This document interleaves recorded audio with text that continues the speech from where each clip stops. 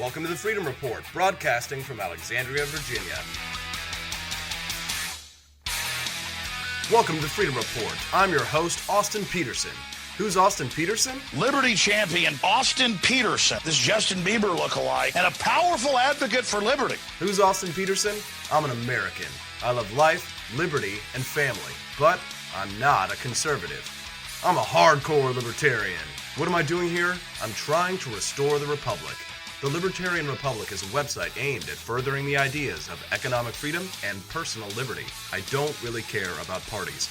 All I care about are ideas. And the one idea I care the most about?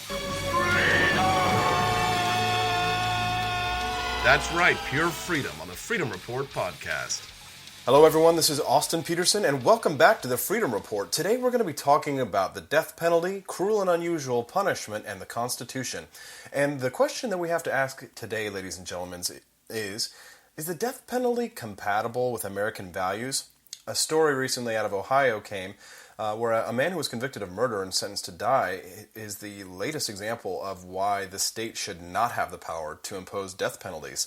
Dennis McGuire took over 20 agonizing minutes to die after being injected with a combination of drugs never before used for executions in the U.S.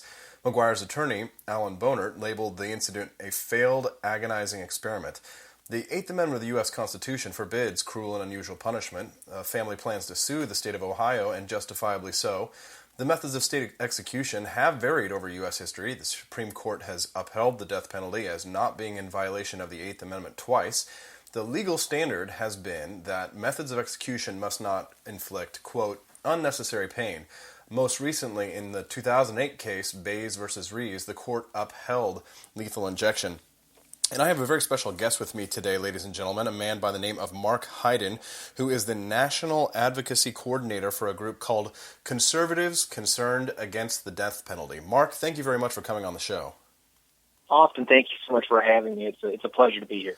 Great. So I want to hit this topic right up off the bat, and then I want to talk a little bit about the ideas, conservatism, and the death penalty a little bit later in the show. But tell me, what happened in this case out of Ohio exactly, Mark? Sure. Well, I think it's important to frame what's actually going on nationally. There's a shortage of the preferred death penalty drug because states here in the United States have been procuring it from a European company, which has discontinued the production of that drug for the purposes of execution. So with that shortage, that's prompted a lot of states to start getting, let's call it creative, I guess, with new drugs and new drug combinations. And the fruits of this so-called creative experimentation can plainly be seen in what happened in Ohio. I mean, that took over 20 minutes to execute that man. It sounded like everything I've heard, it just sounds horrific. And so since they're running out of drugs and trying to become creative, that's what's causing this. And really, we're probably going to see more of the same until there's some sort of intervention because other states are also experimenting. And I know I'm getting a little off topic because we're talking about Ohio, but my home state of Georgia, they have the same problem. So what they did is they made it a state secret where they get their death penalty drugs and what the death penalty drugs really are. So in essence, they could be using hemlock. They could be using battery acid. We just don't know. And, that's not transparency in government. And to keep the government honest and in check, the government really does need to be transparent.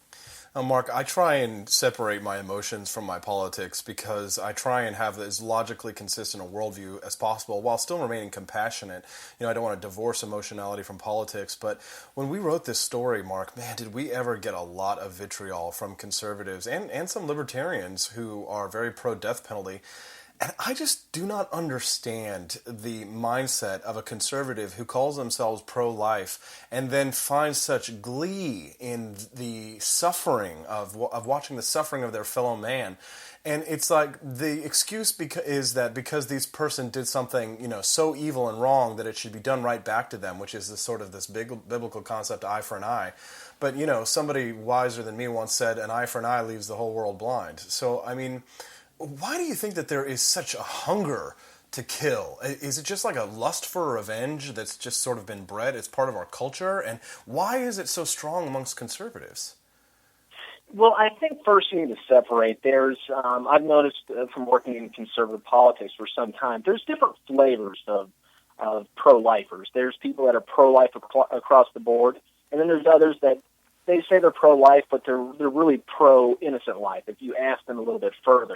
And the reason that they support the death penalty, I believe, is they believe that is some sort of true justice. But if they really are pro-innocent life, I would press the point that, you're giving the government an awful lot of power, and this is a government that's proven to make mistakes in the past because there's human nature involved in it. So they will make mistakes. So we need to protect potentially innocent life, and the death penalty is not, the way it's used right now doesn't do that. But how do you, so I think we need Mark, to take a step back. How do you reason with someone who says that they're totally fine with killing innocent people as long as they get the guilty man? It's sort of like the ends justify the means. Let's nuke, Tokyo to get one guy, kind of a thing. You know what I mean?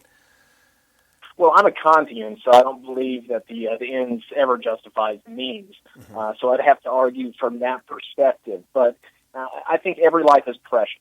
So we should never support any sort of program in the United States that risks killing innocent U.S. citizens. And I don't think I've ever met anyone that really believes that we should be risking that. So once we talk about how many people have been put at risk, I mean, we've seen since 1973 over 140 individuals have been wrongfully convicted and sentenced to death. Many others have actually been executed when there was serious doubt regarding the veracity of their verdict. It doesn't matter if you're libertarian, you're conservative, you're liberal, progressive, whatever.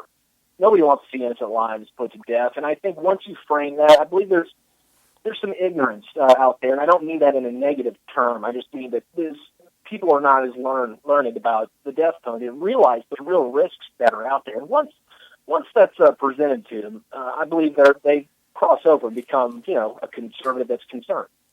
Well, do you think that the philosophy of small government conservatism can offer a particularly strong intellectual case against the death penalty? Well, absolutely. I mean, I'm a proponent of limited government, and giving the government the power to kill U.S. citizens, something about that just does not seem like limited government to me. I mean, I sat down with Julie Borowski, the political blogger, and that's one of her top reasons why she opposes the death penalty, because it gives the government a power. There's no greater power than the power to take a human life, and currently our government reserves that authority, and they shouldn't be trusted with it. We've seen countless times where they've abused their power in the past. Yeah. And the death penalty, just like anything else that they've abused their power with, is susceptible to that same abuse.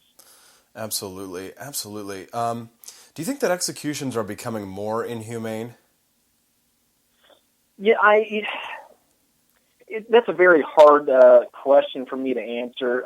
Certainly you can look and see what happened in Ohio, and that's not the way I believe the death penalty has been implemented, has been trending. That's definitely going in the opposite direction. But it brings you to the point, I mean, is killing a person ever humane? Right. And that's more of a discussion, I think, on a different level. It's on a personal level.